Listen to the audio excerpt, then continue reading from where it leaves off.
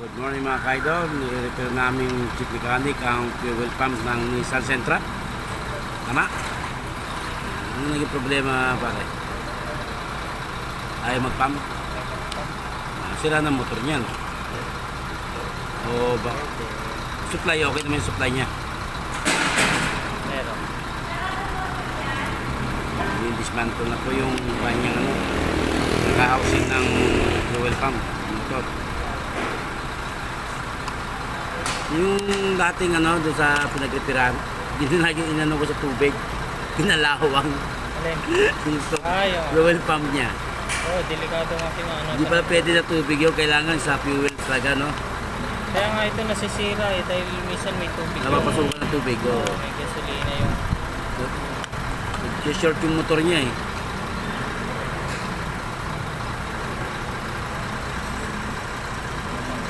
Daming lock niya, no?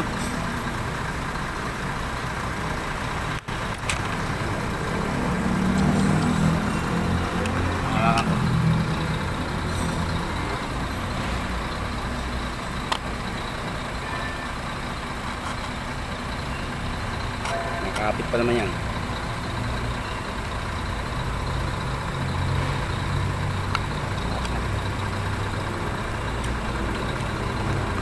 Ito, kapit pa itong kabila.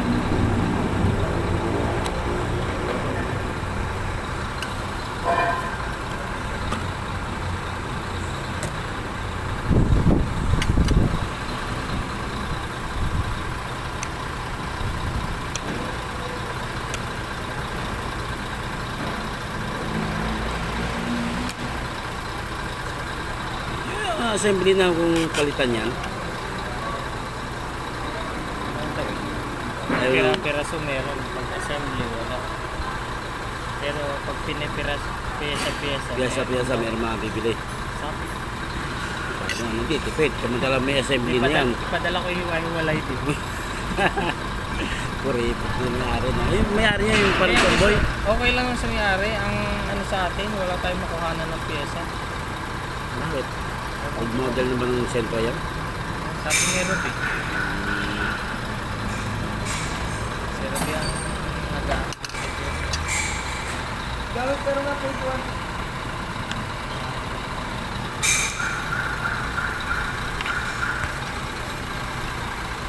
Okay.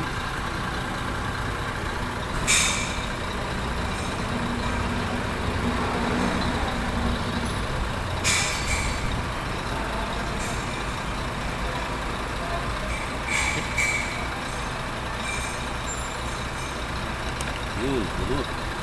Kalas na, mga kaidol. Ang papalitan niya yung motor. Oh, motor at filter.